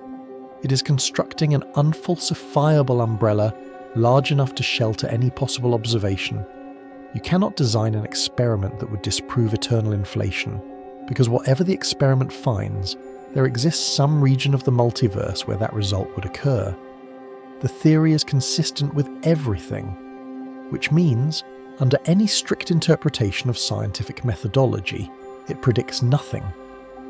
The ekpyrotic cyclic model operates in precisely the opposite philosophical direction, and the contrast is so sharp, it almost feels like the two frameworks are not just different theories, but different definitions of what physics is supposed to do. In the ekpyrotic model there is one system, one set of brains, one bulk space, one cyclic sequence of collisions and expansions governed by one interbrain potential function. The physical constants of our universe are determined by the specific geometry of the compactified dimensions in the brain configuration, the shapes of the Calabi-Yau manifolds, the specific structure of the internal dimensions that define particle physics on the brain surface. Those geometries are fixed. They do not vary randomly from cycle to cycle. They do not differ between pocket universes because there are no pocket universes. There is one universe cycling through states with properties that are in principle calculable from the underlying geometry of the full 11-dimensional structure. This means the model makes specific, narrow predictions. The spectrum of primordial gravitational waves is suppressed at low frequencies and blue-tilted, favouring shorter wavelengths, in direct contrast to the inflation prediction. The scalar spectral index of the cosmic microwave background, which measures the statistical distribution of temperature fluctuations in the ancient light, takes a specific predicted value that can be compared against observation. The non-Gaussianity of density perturbations, a measure of how the distribution of matter density deviates from a perfect bell curve, is predicted to have a specific character that differs from inflationary predictions in ways that future surveys may be able to measure. The behaviour of dark energy over cosmological time is predicted to be dynamic rather than constant, with a specific evolution tied to the interbrain potential function. Each of these predictions is narrow enough that a sufficiently precise experiment could rule it out. The model is falsifiable. It is doing, in the strict methodological sense, what science is supposed to do. The philosophical contrast between these two frameworks is, in the end, a contrast between two completely different answers to the question of what a physical theory is for. Inflation, extended to its logical conclusion through eternal inflation, answers the question, why does our universe have these properties with, because in an infinite multiverse, all properties are realised, and we are here because we can be. It is an answer that closes the question permanently by making it unanswerable in any deeper sense. Ekpyrosis answers the same question with, because the geometry of the brain configuration and the bulk space produces these properties through calculable dynamics. It is an answer that opens the question further, pointing towards specific calculations, specific experiments, specific falsification criteria. One model expands reality outward into infinite, structureless, untestable multiplicity. The other folds reality inward into a single, structured, lawful cycle. One replaces explanation with statistics, the other replaces mystery with geometry, and the choice between them will not ultimately be made by philosophers. It will be made by instruments, by gravitational wave detectors sensitive enough to distinguish a blue-tilted spectrum from a red-tilted one, by CMB polarization experiments precise enough to measure non-Gaussianity at the level these models predict, by dark energy surveys careful enough to detect whether the cosmological constant is truly constant or slowly evolving. The data is coming. The question is whether, when it arrives, we will find the signal inflation has been promising for 40 years, or the silence that ekpyrosis has been predicting all along. Part 18. Ancient Echoes. There is something genuinely disorienting about reading ancient cosmological philosophy after spending serious time with the mathematics of cyclic brain collision models. Not the pleasant disorientation of a surprising fact, but the deeper kind, the kind that makes you sit back and reconsider something you thought you understood about the relationship between human intuition and physical reality. Because what you find when you place these two bodies of thought side by side is not just a loose resemblance. You find a structural echo so specific that it stops feeling like coincidence and starts feeling like a question worth asking seriously. What does it mean when minds separated by 2,000 years, working with completely different tools, in completely different intellectual traditions, with no possible way of communicating across the gap between them, arrive at descriptions of the universe that share the same fundamental architecture? Let's be precise about what we're claiming and what we're not. The Stoic philosophers of ancient Greece and Rome did not understand M-theory. They had no concept of brains, no mathematical framework for extra dimensions, no equations describing interbrain potentials or brain collision dynamics. Their cosmology was not derived from observation in the scientific sense. They had no telescopes, no spectrographs, no cosmic microwave background maps. What they had was philosophical reasoning applied to the question of existence, sustained over centuries by some of the sharpest minds of the ancient world, producing a cosmological framework that was internally coherent, seriously argued, and in some respects astonishingly prescient. The Stoic cosmological principle was called ekpyrosis, from the Greek, meaning the great conflagration, the consuming fire. In the Stoic view, the universe moves through repeating cycles of generation and destruction. The cosmos emerges from a primordial fire, develops its full structure of elements, matter, and life, reaches a kind of culmination, and then returns to that primordial fire, not destroyed in the sense of ceasing to exist, but transformed, reset, renewed. From the fire, the next cycle emerges, identical in its broad structure to the previous one, the same events unfolding again in the same sequence. The Stoics called this the eternal return, not as a metaphor, but as a literal description of cosmic time. The universe does not have a beginning and an end. It has a rhythm, a pulse, a cycle of destruction and renewal that operates without external cause, driven by the internal logic of the cosmos itself. Steinhardt and his colleagues chose the word ekpyrosis deliberately when they named their model in 2001. That choice was not accidental or casual. They were acknowledging something. Not that the Stoics had predicted their mathematics, not that ancient philosophy had discovered string theory by other means, but that the structural intuition underlying the Stoic cosmology and the structural conclusion of their own mathematical framework were pointing at the same fundamental picture. A universe that does not begin and end. A universe that cycles. A universe driven through its phases not by external creation or external destruction, but by its own internal dynamics. The resonance was too specific to ignore, and they were honest enough to name it. What makes this more than an interesting footnote is where you find similar intuitions when you look across the full range of human cosmological thought. Hindu cosmological tradition contains cyclical time structures of a scope that is frankly staggering, and that becomes more staggering the more you know about the actual timescales involved in modern cyclic cosmology. The concept of a kalpa in Hindu cosmology refers to a single day in the life of Brahma, a cosmic cycle of creation and dissolution lasting approximately 4.32 billion years.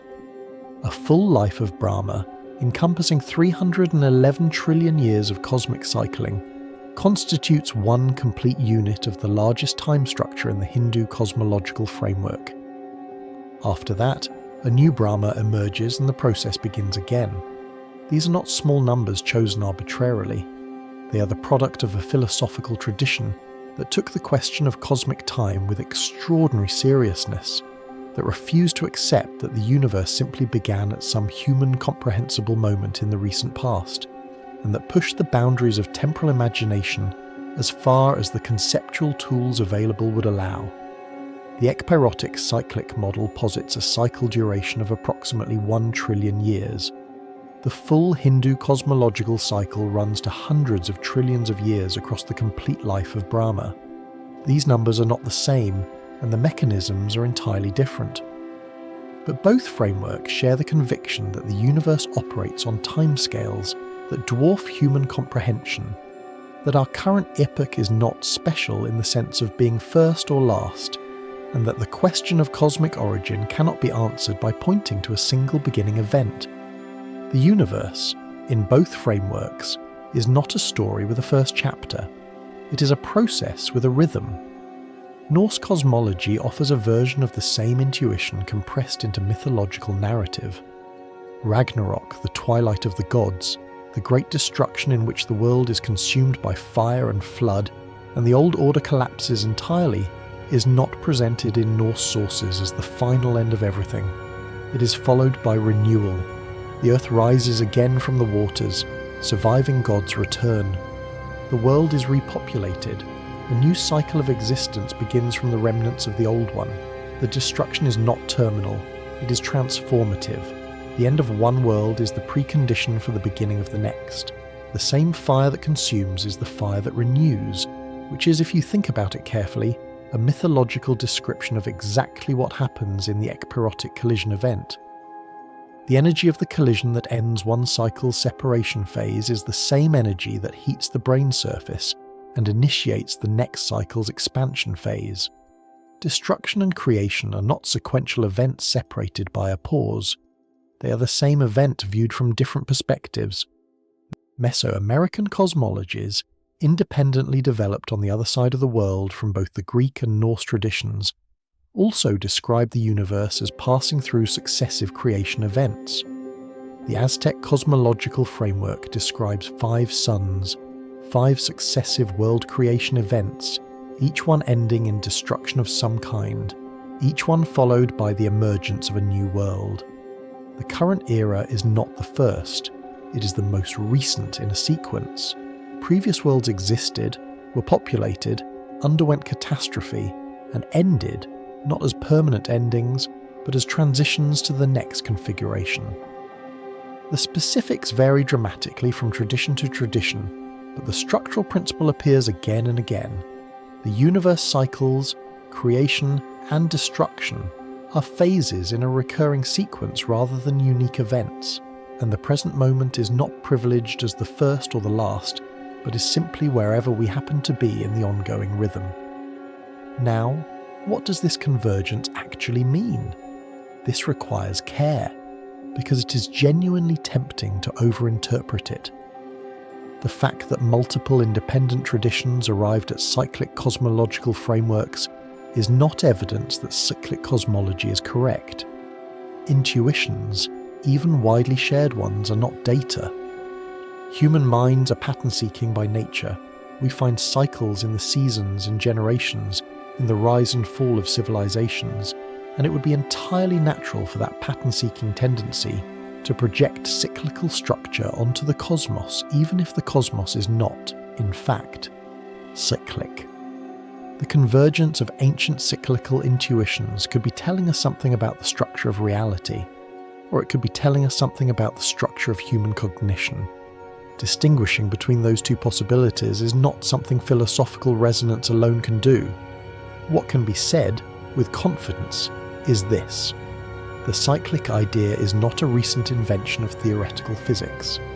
It is one of the oldest and most persistent intuitions in human cosmological thought, appearing independently across cultures with no contact with each other, sustained over millennia by philosophical and theological traditions of great sophistication, and arriving in the modern era not as a fringe speculation, but as a mathematically rigorous framework derived from the most advanced theoretical tools physics currently possesses.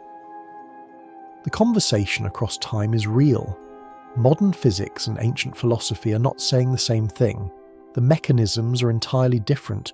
The evidential standards are entirely different. The mathematical content is entirely different. But they are asking the same question, and they are, in the broadest structural sense, gesturing at the same answer. There is something worth sitting with in that fact. Not as a mystical observation, the mathematics either works or it doesn't, and ancient intuition has no vote in that determination, but as a reminder that the question of whether the universe cycles, whether the Big Bang was a beginning or a transition, whether existence is a singular event or a recurring process, is not a question that physicists invented. It is a question that human beings have been asking for as long as human beings have been capable of asking questions at all. And the fact that we now have mathematical tools sophisticated enough to take that question seriously in a quantitative, testable, empirically grounded way is not a departure from that ancient inquiry. It is, in a sense, its continuation, the same restless intelligence that looked at the sky over Athens and asked what came before, now pointing instruments at the oldest light in the universe and asking it to answer. Part 19. The simulation angle, carefully framed. This is a thought experiment, not a physics claim, so let's be precise about what we're doing here and why the distinction matters.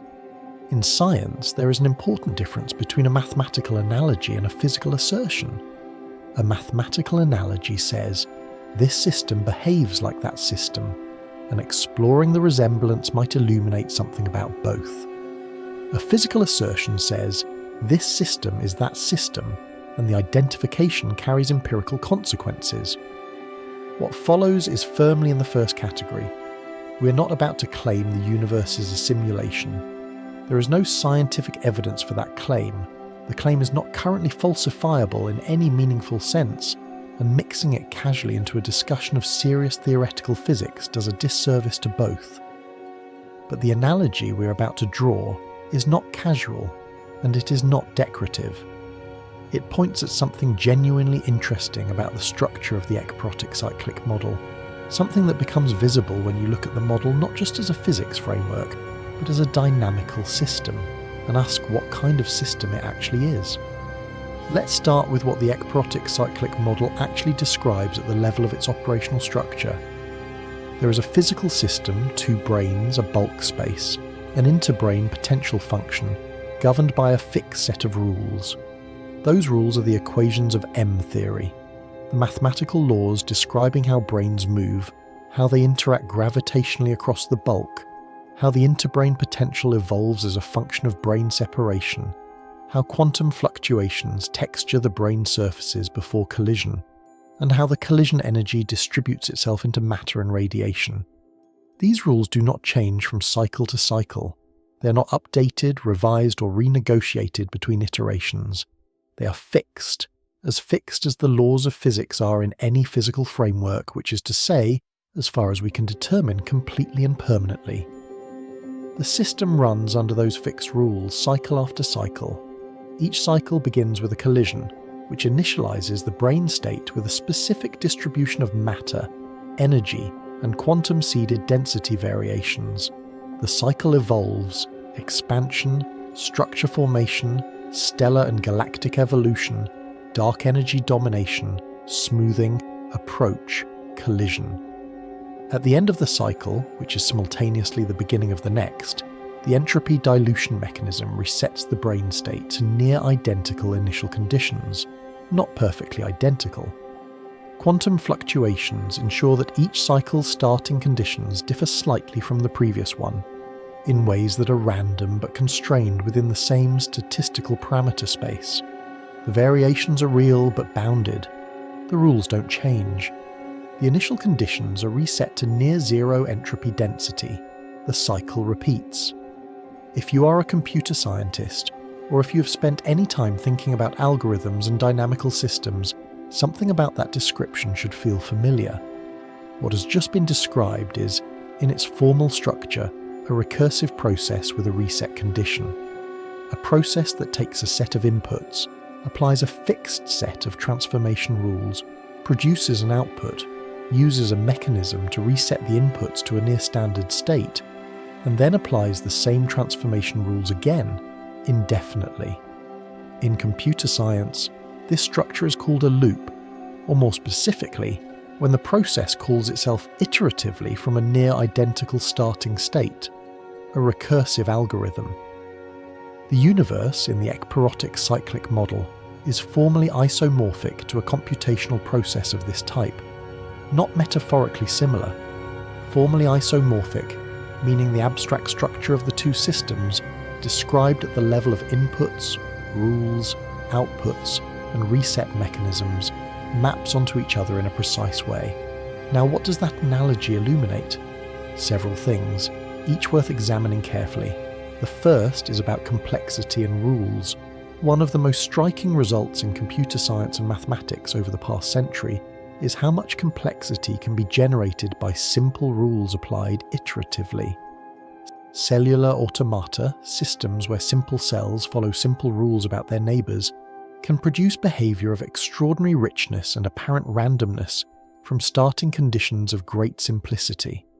John Conway's Game of Life, operating on a two-dimensional grid with four rules simple enough to state in a sentence, produces structures that move, replicate, compute, and generate effectively unlimited variety.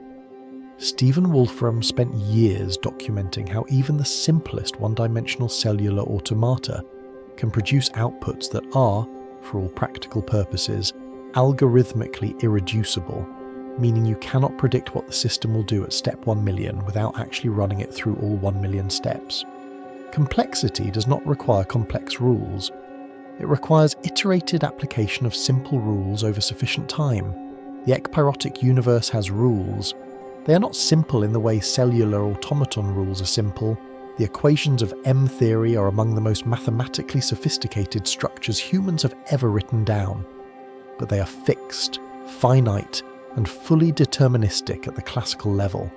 And the output of applying those rules over the course of a single cycle, a universe containing 100 billion galaxies, each containing hundreds of billions of stars, orbited by planets, some of which develop chemistry, some of which develop life, some of which develop minds capable of asking these questions, is complexity of a degree that staggers comprehension. The analogy to computation suggests that this complexity is not evidence of something outside the rules. It is the expected output of rules applied at sufficient scale and duration. The universe's richness is not a mystery that requires an external explanation. It may be a mathematical inevitability, given the rules and given enough time for them to run. The second thing the analogy illuminates is about the question of origins. Every computational process has a rule set. The rule set is not itself generated by the process, it precedes the process, defines it, constrains it, and remains unchanged by it.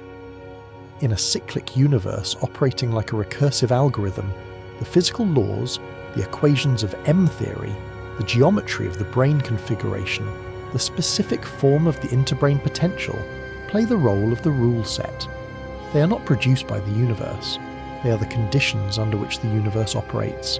And this means that the question of why the universe exists, the oldest and most stubbornly unanswerable question in philosophy, transforms, in this framing, into a different question. Not why does something exist rather than nothing, but why does this particular rule set exist rather than some other rule set, or no rule set at all?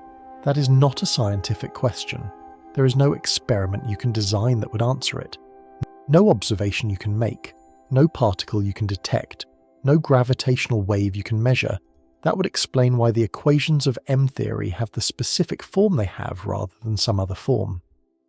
The question retreats, under pressure from physics, to a boundary where physics cannot follow. It becomes, in the most precise sense, a metaphysical question, a question about the existence and nature of the rules themselves, rather than about the behaviour of the system the rules describe. This is where the simulation analogy tends to be invoked, and where it needs to be handled with care. The observation that a cyclic universe is structurally similar to a recursive computational process naturally prompts the question: if it looks like a computation, is it a computation? Is the universe being run on something? Does the existence of a rule set imply a rule setter? These questions feel urgent and they are genuinely interesting, but they are not scientific questions in any current sense. The simulation hypothesis, the idea that physical reality is a computational process being executed by some external system, is not falsifiable with any instrument or method currently available or currently conceivable. It may always remain outside the reach of empirical investigation, which means that while it is a legitimate philosophical question, treating it as a physics claim is a category error. What the computational analogy does, when handled correctly, is something more modest and more valuable. It reframes the nature of the cyclic universe in a way that makes certain features visible that might otherwise be obscured. It makes clear that a universe operating under fixed rules, applied iteratively, is not a universe that requires a beginning in any deep sense. A recursive algorithm doesn't need a first call to explain its structure. The structure is in the rules, not in the initialization. It makes clear that complexity is not evidence of external design. Complex outputs are the expected behavior of iterated rule systems, not signatures of intervention. And it makes clear that the question of why the rules are what they are is genuinely the deepest question available, the question that sits at the absolute bottom of the explanatory stack, the question below which no further scientific explanation is currently possible. The universe, if the ekpyrotic cyclic model is correct, is not a story. It is a process. It has no narrative arc, no beginning that sets up a middle that resolves into an end. It has a rule set and a state space and an iteration mechanism, and it runs. The 13.8 billion years since our Big Bang is not chapter 1 of that story. It is one pass through the loop, one execution of the cycle, drawing on the reset conditions left by the previous execution, generating the reset conditions for the next. You're not a character in a story that began with the Big Bang. You're a transient structure that emerged mid-loop from the iterated application of physical laws to a brain surface that has been cycling through states for longer than the concept of age can meaningfully describe. Which raises the only question that really matters at this point in the evening. If the rules have always been running and the cycles have no first term, then what exactly are we sitting at the bottom of? And is there any meaningful sense in which that question has an answer? Or have we finally reached the place where the universe simply stops explaining itself and lets the silence do the work? Part 20. The final question. Close hard. Let's pull everything together and look at what we actually know and what we're left with. Because after everything we've covered, after the brain collisions and the entropy solutions and the institutional politics of cosmology, and the ancient philosophers who somehow landed on the same structural picture as modern string theory, it's worth stopping and taking stock. Not of what's speculative, not of what's possible or suggestive or mathematically interesting, of what is, as best as current science can determine, simply true, and then of what follows from it. The Big Bang happened. That is not in question, and it is not going to become a question. The universe expanded from a hot, dense state approximately 13.8 billion years ago, and the evidence for that expansion is not the kind of evidence that gets overturned by a competing model. The redshift of galaxies, the stretching of light from distant objects toward longer, redder wavelengths as the space between us and them expands, is measured across billions of light years in every direction and tells the same story everywhere we look. The cosmic microwave background, the faint afterglow of the early universe still permeating all of space at a temperature of 2.7 degrees above absolute zero, is a near-perfect snapshot of conditions 380,000 years after the expansion began, and it matches theoretical predictions to extraordinary precision. The abundance of light elements, the specific ratio of hydrogen to helium to lithium produced in the first few minutes of the universe's existence, is exactly what nuclear physics predicts for a universe that passed through an extremely hot, dense early phase. These three independent lines of evidence pointing at the same conclusion from completely different directions constitute one of the most robust observational confirmations in the history of science. The Big Bang happened. What is in question, what has always been in question, though the popular presentation of cosmology rarely admits it, is what the Big Bang was. Whether it was the beginning of everything in the deepest possible sense, a creation event without precedent, the moment when time itself switched on and existence emerged from non-existence, or whether it was a transition, an energy conversion event, the visible, measurable, undeniable aftermath of something that was already happening in a geometry we cannot directly observe, two brain surfaces separated by a fifth dimension, completing a convergence that had been underway for longer than the age of our current cycle, releasing their kinetic energy as heat and matter, and the conditions that became everything we have ever known. The Big Bang is real. The question is what it was, and that question is not settled. Dark energy exists. That is also not in question. Something is accelerating the expansion of the universe. The discovery of that acceleration in 1998, confirmed independently by two separate research teams studying the brightness of distant supernova, earned the Nobel Prize in Physics in 2011 because the evidence was overwhelming and the implications were inescapable. Something is pushing. Something with negative pressure, distributed uniformly through space, not diluting as the universe expands, constituting approximately 68% of the universe's total energy content. It is the dominant component of the cosmos by a factor of more than 2 to 1 over everything else combined. We have named it dark energy. What is in question, what remains one of the deepest unsolved problems in all of physics, is what it actually is. whether it is a cosmological constant, a fixed intrinsic energy of empty space that simply exists as a permanent feature of the vacuum, unexplained and perhaps inexplicable, or whether it is dynamic, whether it is the active gravitational signature of a physical structure we cannot see, the interbrain force operating across the fifth dimension, the tension between our brain and its neighbour, the same mechanism that drove two universes together once before and is right now, in this current cosmic epoch, in the expansion dominance phase that precedes the next approach. Dark energy is real. The question is what it means, and that question is not settled either. The singularity problem is real, and this one tends to get underplayed in popular discussions of cosmology because it's uncomfortable to admit.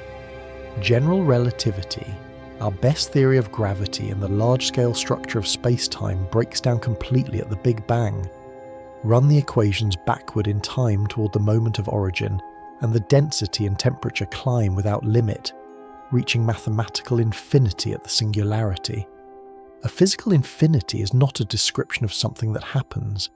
It is a description of a theory encountering the boundary of its own validity. The singularity is not a window into an infinite density moment. It is a confession that general relativity cannot describe what was happening there.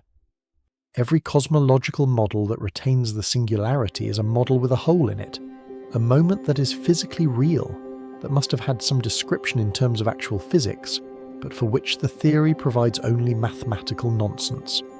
The ekpyrotic model fills that hole. It replaces the singularity with a physically describable event, a brain collision, finite in temperature, finite in density, governed by continuous equations that do not break down. The Big Bang becomes not the edge of physics, but a moment within physics. That is not a minor aesthetic improvement. A theory that describes what is actually happening at every moment in the universe's history, without invoking a breakdown of its own equations, is a more complete theory than one that requires a mathematical catastrophe at the very moment it most needs to function. Completeness matters in physics. The singularity is a problem. The ekpyrotic model solves it. The falsifiability problem in inflation is real, and it matters in ways that go beyond academic philosophy of science. Steinhardt's critique that inflation has become so flexible, so willing to absorb contradictory observational results through parameter adjustment and model modification, that it can no longer be meaningfully proven wrong, is not a rhetorical attack on a rival framework. It is a precise methodological concern raised by one of the framework's own architects, supported by decades of observation of how the theory has responded to null results. A theory that explains everything in principle, predicts nothing in practice. The ekpyrotic model, by contrast, makes predictions specific enough to be falsified. Gravitational wave spectrum, scalar spectral index, non-Gaussianity of density perturbations, dark energy evolution. Each of these is a number, or a shape of a curve, that experiments can measure and compare against the model's output. The model can be wrong, which means it can be right, which means it is doing real science, and here is where all of it converges. The universe you live in may have no beginning. Not in the trivial sense that it has always existed in its current form, it clearly has not, and the evidence for its evolution over 13.8 billion years is as solid as any evidence in science. But in the deeper sense, the process that produces universes like ours, the cyclic mechanism of brain collision and expansion, and smoothing an approach, may have been operating indefinitely. Our Big Bang may be one event in an unbroken sequence of collisions extending back without a first term.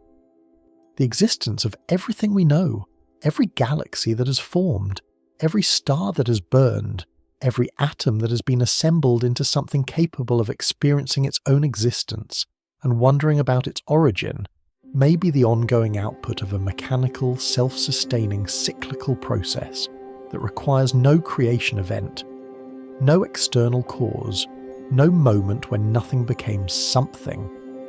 Because in this model, there was never nothing. There were always brains, there was always a bulk, there was always a fifth dimension across which two adjacent structures drifted, collided, separated, smoothed, and began their slow convergence again. The universe is not something that was made. It may be something that runs. You're not at the beginning of the universe. You're not near the beginning. You're somewhere in the interior of one cycle, in a sequence that has no discernible start, living during a brief, luminous era when the entropy of the previous collision has been diluted enough for stars to burn and matter to organise itself into complexity. But before the expansion has smoothed everything back to the featureless geometry of pre-collision preparation, the entire span of human existence, every civilization, every monument, every recorded thought and remembered face and accumulated understanding occupies a length of time so small relative to the full cycle that representing it on any honest timescale graph would require a line thinner than any physical instrument could draw. We are not even a rounding error in the arithmetic of cosmic time. We are a fluctuation, a brief, improbable, extraordinary fluctuation in the middle of a process so old and so large that the word ancient is not even approximately adequate. The terrifying part, and I want to be careful here, because terrifying is the right word but it requires unpacking, is not that something existed before the Big Bang. That is strange, yes. It requires revising the story we were told. But it is ultimately just a fact about the universe, and facts about the universe, however strange, are manageable. The genuinely terrifying part is more specific. It is the fact that the mechanism responsible for what comes next is not hidden. It is not waiting to be discovered. It has already been found. It has been measured with extraordinary precision across the entire observable sky. It has been sitting in cosmological equations for decades, labelled as a mystery, filed under the category of things we observe but cannot explain. We call it dark energy. It constitutes 68% of the universe. It is the most abundant thing in existence. And if the ekpyrotic model is correct, it is not a mystery at all. It is the active phase of the interbrain mechanism. It is the universe in its expansion-dominant stage, stretching its brain surface smooth, diluting the entropy of everything that has happened in this cycle, preparing the geometric conditions for the next collision. Dark energy is not pushing the universe apart for no reason. It may be doing exactly what it is supposed to do at exactly this point in the cycle, as it has done in every cycle before this one. The countdown, in other words, is not something that will begin in the future. It may have already begun. The clock may have started at the moment of our Big Bang, and dark energy may be its mechanism, and the expansion we are currently measuring may be the universe doing what it always does between collisions, getting ready. We are not witnessing the beginning of everything. We have never been witnessing the beginning of everything. The beginning was a story we told ourselves because we couldn't see far enough back to know better, and because beginnings are psychologically satisfying in a way that middles are not. But the evidence, followed honestly where it leads, may be pointing at something far stranger and far more consequential, that we are witnessing the middle of everything. One small lit moment in a process that was running long before our sun ignited, and will continue long after the last photon from our cycle, has been stretched by expansion into wavelengths too long to carry any information at all. The universe was not created. It may simply be what happens when the rules run, and the rules, as best we can determine, have always been running. And if you can sit with that thought without feeling something shift in how you understand the ground beneath you, then I've not done my job tonight. But if you can feel it, that slight vertiginous sense of the present moment becoming both smaller and more extraordinary at the same time, then you have understood exactly what the ekpyrotic universe is actually saying. Not just about where we came from, but about where this is all quietly, inevitably going.